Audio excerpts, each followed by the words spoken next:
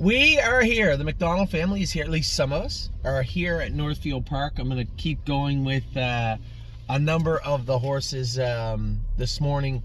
I wanted to go with some of the horses. There's a Father Patrick filly. Nice filly. She's still a little stubborn on the track, and there's nothing wrong with that. There's a six-pack colt that was a little late getting started because he was sick, Militant, but we want to get him up and going full-time all the time now. He looks great. What else do we got? We got an Uncle Peter colt in. He was very skittish. We ended up castrating him because he was a little bully sometimes, but we wanted to get him used to the surroundings. Sometimes when you have the horses come from a farm, not go to that sale where all these horses are around and go through that experience, sometimes what you end up with is horses that aren't used to all that stuff. They're very, very skittish, and they're park right here. They're very skittish, and they're the last thing you want to do. You can deal with horses that are mean or angry or anything of the above, but if you have a horse that's timid and a horse that's scared, just behave, and a horse that's scared, those are the types of horses that can get people hurt real easy. I want to get somebody to hook my bumper. Go around the corner. There's Old Tone. That's good. Those are the horses that can get you hurt. Remember, these are 800 or 900 pound horses, and if you got one that wants to kick, I can deal with that. If you got one that wants to be playful or run away on the track, I can deal with that. But if you have a scared horse, that's a problem. It's much like just taking a deer out of the woods, putting the harness on it and thinking you're going to be okay. Someone's going to get hurt. So we had to work with the Uncle Peter the last week. We ended up castrating because he was a bit of a bully, and I said, you know what, let's just start this guy off right. Let him see the barn surroundings. Jason lunged him a little bit out in the grass. They said today will be his first day, so I want to get that out of the way also. And you know what, it was a big day for us. As I said, Addie and I and Ava left Ontario. Did you have fun yesterday? You did? Are you sure? Yeah. We left Ontario and we went towards Indiana. It was 6.5 hour drive, and 6.5 hour drive to Indiana. Put that away, you. 6.5 hour drive to Indiana. We stopped halfway. We stopped halfway to eat lunch and to do a little shopping, break the day up a little bit, and then we got to Indiana. And you know, the horses raced good. I want to talk about all the horses yesterday. I didn't do a video last night. I was a little disappointed when I watched Spitfire's race. There's a horse there. He got a little bit rough at the gate. He got a little bit rough coming out of the turn. You know, it's not hard to watch that race. And I'm not being biased, but watching our horse in that race, I thought, man, if we had a little more luck, he would have been really close last night. Adeline. He would have been... Yeah, you're talking to Ava, but you're also talking to me, and you're talking to everybody else. Okay? I can take her outside. Okay, you guys want to go outside for a minute? Yeah. Okay, go see Frankie and behave yourself. Just watch around. There's a lot of babies in this barn, all right? Why did you want babies again? Because we had a lot of babies in the barn. You turkey. So when I looked at Spitfire Overseas' race last night, and I rewound it in my head, you know, a little bit here and there. Now, that's the same for everybody. I guarantee the owners of Oh Well are like, oh my God, what a train wreck. And the other horses, it made breaks. So, you know, and I'd said this to everybody, you want long shots in the Breeders' Crown, there's an easy enough way to find them. And they've been, historically, the Breeders' Crown has been that breeding ground for long shot finishes in these major stake races, and it is the culmination and sometimes a very heartbreaking race. It wasn't a heartbreaking race. I mean, how can we be upset with Spitfire Overseas when it's what, +3 or 4 out? He goes the fastest mile of his life, the fastest last quarter of his life, and ends up great. Now, I guess the key to the race was the start. I was a little angry when I watched the start. I'm like, come on, James, put the horse on the gate. It wasn't really James's fault. I texted him and I said, man, what was going on at the gate? You know, question mark, 19 question marks. Maybe an exclamation mark thrown in. And he said, honestly, Anthony, I couldn't get him up to the gate. He wouldn't go up in behind the car. And I'm like, that. I'm thinking to myself, that is ridiculous. That is not a good excuse. So I went back and I looked at all his lines. Spitfire Overseas has never been behind the car in his life. The car, the box. And that's a big deal for a lot of horses. It never dawned on me. We raced him 8, 9, 10 times. Surely he's been behind the car apart. I know if I schooled him, I'd put him up there, but he may have been a little timid at the gate. We weren't really paying attention because he does go up to the gate. But the one thing about the car, the box of the starting gate, you know, you get that exhaust coming up sometimes. It's scary for the horses. They can see the human in the back of the starting gate. I immediately felt bad because I may have erased some things that I was going to say to James. And then I felt bad immediately because he was right. You could see he wouldn't go up to the gate, but I couldn't understand why, and it became pretty clear right away. Even if you had said to me 2 days ago, hey, do you think there'd be a problem with Spitfire never being behind the box of the gate? No, he'll be fine. Because he's always pretty good going up to the gate. Never have a problem with him being timid, or when we first qualified him. Not now. Not now. So, yeah, that kind of set the tone for the race, right? But then you had Owell making a break. Other horse, you're like, he was in a striking position coming out of the last turn. And then as he fanned him out, he got a little steppy. I just think the horse was trying to trot as hard as he could. And almost over-trotted himself, but still had the smarts not to. Now, you can look at this two different ways. You can look at this in a pessimistic manner. He wasn't on the gate. It cost him the race. He, run him up through the rail down the backstretch only to back him up around them. Coming out of the last turn, he fanned him wide and he was flat. You could look at it that way. That's not how I saw the race. The horse was rough coming out of the gate because he was timid of the box of the gate. Okay, but he didn't run. He got away, 7th, 8th, or that's where he ended up because there was 3 breakers, I think, 2 or 3 breakers. He fanned him out, and yeah, he did get a little steppy, but he trotted 27 and 3, amongst some of the fastest last quarters of the race. His fastest last quarter of his life, I believe, or one of them, and equaled the fastest mile of his life. So here's a horse that raced all year. The 2 fastest miles of his life weren't in the heat of the summer. They're right now, in October, almost November. And yeah, it sucks because when you're watching the race, you can foresee a way we could have won almost. If he had been on the gate, if he had got away 3rd or 4th, if he had been able to fan him out from 5th coming out of the last turn. But that's not racing, is it? We were 7th best in the toughest race of the year. This isn't the Pennsylvania final. And I looked last night. Now, we got 1%. I think it looks like we got 1%. When I look at his chart line, you can see he made money last night. So, regardless if you call that a check or not, we got paid a little bit last night. But this horse has not got a check once. 6th in the Pennsylvania final, scope with a little bit of mucus. And last night was 7th, although we did get paid. They're the only 2 times he finished out of the money. Pennsylvania Sires final against the best horses in Pennsylvania, and the Breeders' Crown final in Ontario. I would call that a successful year at the races for Spitfire Overseas. A horse that was very moderately priced. Expectations were low, hopeful, but low. And the horse clearly raced his heart out. Those steps you saw, I believe, was him just trying his hardest. And trying his hardest not to run. So, although we didn't get the trophy, we didn't win the Breeders' Crown, we did prove that we belonged there. And considering, for all intents and purposes, he was considered our 3rd best Pennsylvania colt, let alone colt all year. Pretty impressive feat for the stable.ca last night. And although, when you're looking at the world stage, you won't see our name amongst the top of Breeders' Crown winners, starters, money. It appears you will someday. So very, very proud of what we accomplished last night. And I'm glad I didn't make the video last night, because here's what took place. We've worked so hard all year to put the horses in where they can win, right? That's been our slogan. For our trainers, put them in where they can win. And if we can't put them in where they can win, then we move them. It's been a pretty easy model. It's gone through its rough waters where people maybe didn't understand what we were trying to do, but hopefully you guys are understanding it now. I hope you are. Which leads to why the horses are in the Monday sale the way we are. We'll talk more about that in just a second. Looking at overall, we'll break it down race by race. I did with Spitfire Overseas. Breaking it down race by race last night.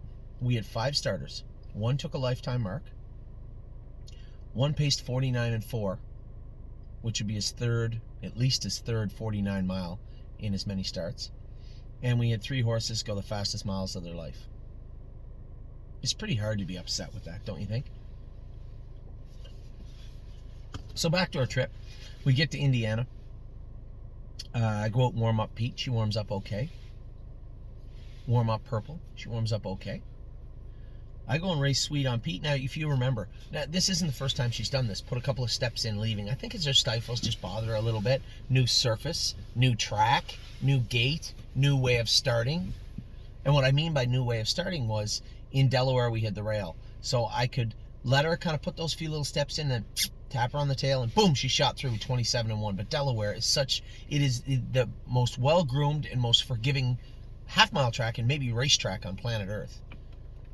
She busted right out there. And once you got her in top gear and just sit the bit in her mouth, then it's game on.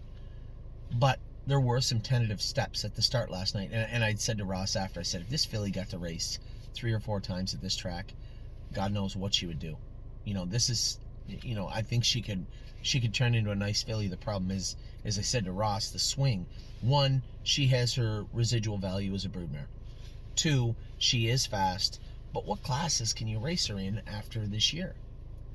That's the tricky problem. That's why these horses are in the sale, is because when I look at Glare AM and when I look at Globetrotting, I don't want to roll the dice with our money anymore.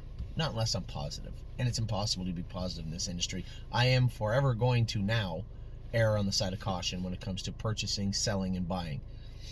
And that isn't to say that, you know, Sintra was a risky purchase. Patrick de Pirano was a risky purchase. Hone the Tone, who's getting ready right now, was a risky purchase. These are all risky purchases, but there's some math behind them. And when it comes to retaining 3-year-olds, that math gets a little murky. It's a little harder to discern what they can do because they haven't done it yet. You're left speculating. That's a problem in the industry. Speculating leads to issues in the industry from time to time. What horse is this? Who's that, Jace? Who is that? Oh, right, sorry. God, Dustin Hanover looks good. Japers, he looks good. And we need to continually polish and refine our methods also. So, Sweet on Pete gets away from the gate, gets a little steppy, and I'm glad I went to Indiana. And this is not saying, oh, Anthony, you did a great job, or, oh, you know, no one else could have done that. I think she could have easily made a break last night. Very easily on anybody else that didn't know her. Steppy, steppy, steppy. At least 4 pylons of putting steps in, and then finally I got her to settle and got her down to the rail on a helmet. Now, at that point, the race, in a big track like that, almost over. If I get away 3rd last night, who knows what happens? I get away 7th. I'm in stalled cover. I run her back through the inside. I was positive I was 5th, by the way. I almost want to see the photo. I was positive I was 5th. Clearly I wasn't. Here's a filly that trotted 54-2. Sweet on Pete's always been a nice filly, but has never been that sprinter on the end of the mile, right? 28 apiece, 29. I don't know if she's ever trotted 27 and a piece on the end of a mile in her life. In fact, I'm almost positive she has not. And she didn't last night. She trotted 26-4. It was cold enough that I took my summer suit off and put my spring and fall suit on. That's how cold it was in Indiana last night. 26-4, mile and 54. Great mile for her. Very, very proud of what she did. Yes, we didn't get a check, but she raced great and showed that she has talent, she has speed, and she has a future. Now, finishing 6th, there's 2 sides to that coin also. Finishing 6th with those horses, half of those fields are in Harrisburg. For the same reason our horses are up for sale on Monday. There are going to be people that are going to be interested in buying a well-bred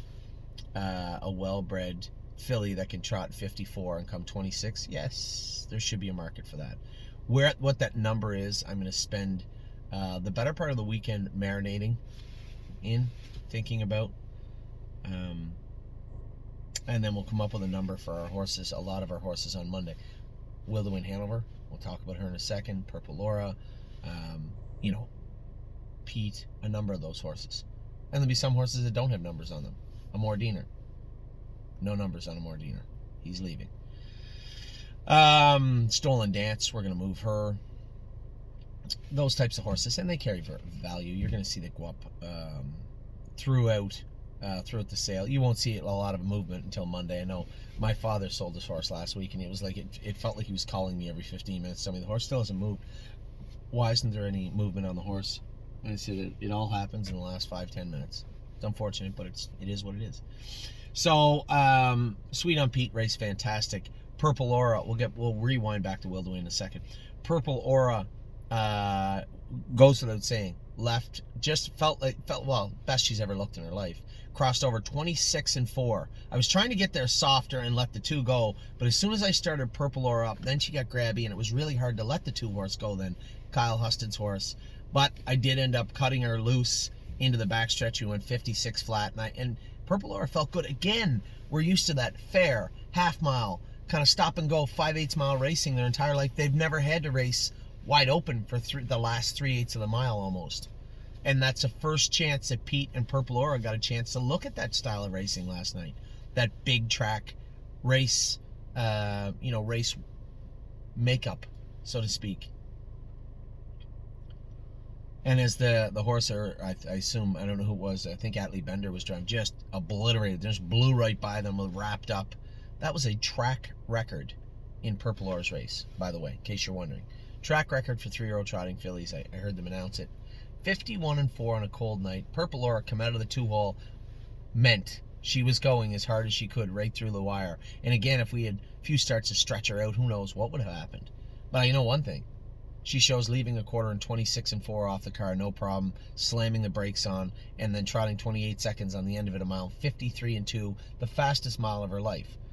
It's very hard to have a negative look on what Purple Aura did. Both those fillies raced great last night. Purple Aura has a few more classes here. We could race her in like a condition claimer type in the Meadows, or up to the non-winners at 8 or 10. She could go to Yonkers. I mean, these fillies both show racing very well on a half-mile track. Purple Aura's got, 4 track records or something on a half-mile track in the fairs. So she gets around every track. And both those fillies are just very proud of what they did last night. Now, you look at Spitfire, we talked about the 2 fillies. Rewind to the start of the day. First start on Lasix for Will to Win Hanover. Now, she's in the sale, and a lot of people are like, what's she worth? I can tell you one thing. We're probably not taking less than $85,000 or $90,000 for Will to Win Hanover. She is a very well-bred horse. Somebody tried to tell me this week, she's only worth 40 or 50. Is she now? I'll tell you what. She's a full sister to a world champion in Crystal Fashion who made $2 million. World champion, mark of 50. And in case you're like, he was a fluke. Oh, okay. Well, there's a horse in the second day I made $1 million too. Low leak. International money, I assume. Like European. So 1 world champion and 2 millionaires in the immediate family of Will to Win Hanover. She's a big, gorgeous Cantab Hall. Leave as fast as anybody. Never wore a boot. Never made a break. And I think, if I'm not mistaken, only missed like 2 checks in her life. Unless I'm mistaken. Will to Win Hanover. And somebody said, wow, she's not worth that. Okay, fine. Tell me what she's worth then. What her bloodline is worth. A big, gorgeous 4-year-old mare with a Walner baby in her belly, waltzing through Harrisburg next year, a year from now. You tell me what she's worth. 40, 50? I see. That's a hard no. So, and I only used Walner because I had a couple of our clients say, Anthony, you might want to look at Chapter 7. I don't know what the best cross to a Cantab Hall mare is. The weakest, the least amount of knowledge I have about horse racing in any aspect of it is the breeding aspect of it. I don't follow the flow charts. I don't follow you breed this horse to this one. These are the numbers attributed. I don't follow that. And we have a lot of clients that do. What I'm talking about with Will to Win Hanover is simply getting her in foal to the best sire she should and could be in foal to next year. That is what we're talking about. And that is worth quite a bit of money. So Will to Win Hanover, if we retain her, fine. But I am going to price her. If we retain her, that's fine with me. Perfectly fine. But I may not know a lot about breeding, but I know what horses are worth, and Wildwin Hanover's worth a lot of money. And then, of course, round out the day with that old plug, Sintra. Third. 3 weeks in a row he tried pace 49. What about Burke? Yeah, we win the Open, then we beat Burke's horse, and Burke just says, hold my beer. And he brought another one in. Backstreet Shadow, winning 47, I think, this year, if I'm not mistaken. And 48-3. We got away third, and I'm like, no, this is a good spot for this horse. He comes first over in the last turn. Ooh, he'll be third. That's the way it was. Sintra raced his ass off again. He's just such a nice horse. So as I said, we raced 5 horses yesterday. Will to Win Hanover took a lifetime mark, 57 flat. Sintra paced 49 apiece again. Now this is 3 wins and a third in his last 4 starts, so 2 big check marks there. Spitfire Overseas, he did finish 7th, but it was also the fastest mile he's ever trotted, the fastest last quarters he ever trotted, in with the best horses he ever raced against. Big check mark there, especially for us going into his 3-year-old year. Yeah, and then we had the 2 fillies. 54 and a piece, 26 and 4 in the end of it, 53 and 2, 28 and 3 in the end of it. We had 5 horses race fantastic, but we only got to win a circle once. So, just a great day at the races yesterday. Very, very proud of what I saw from our horses, from our trainers. You know, I'm glad that I took the night to digest everything that took place, because, you know, I saw what you saw in the Breeders' Crown. Like, if he wasn't rough and if you had to put him on the gate, well, that horse is really close. We're all right. You're right. I'm right. But there was a reason. And I guess the biggest takeaway is, you could say he was rough, or you could look at it the way that I always looked at it for horses that like their work. He was doing his best not to make a break. That's how I took it. Even in, you know, my anger after the race, that's how I took it. He was trying his hardest not to make a break. Why was he rough? Why was he not on the gate? For the most part, I think they were answered. I guess the biggest takeaway of all, if we step back and look at the stable.ca, where we're at and what we're doing, it's going to be one hell of a 3-year-old. So, with that, a much more optimistic video. Super happy what I've seen today. It's warming up a little bit here now. I'm going to do my American math quick. It is 6 degrees here. Well, 44, right? 5 degrees. It is 44 degrees Fahrenheit, 5 degrees Celsius here at Northfield Park. I'm going to go break 2 horses for the most part. They're very green. I'm going to go with 2 other ones. I'm going to go with a couple more. Bring you guys all your videos on the way home to Ontario today. I was so happy I had my girls with me. I didn't know how they take it. That was a long drive for a 3-year-old and an 11-year-old. They were both happy. Went and had a nice lunch. Went shopping. Got to Indiana, and then I was going to get a hotel room maybe in Columbus or even Indiana. And I said, you know what? I got 20 minutes down the road. Ava was asleep. Addie was watching her iPad. I didn't feel that bad. I drove all the way back to Northfield. All the way back, we woke up in our beds, so to speak, and got up and come over to Northfield. So Addie right now is likely getting gored by the goat over in Rosie Weaver's shed row. I'm going to go in here and get gored by a horse. Hopefully we'll all have no bruises to talk about on the way home. Take care, everybody. I hope you have a great day. Hope you had a good night last night and a better day today. Take care.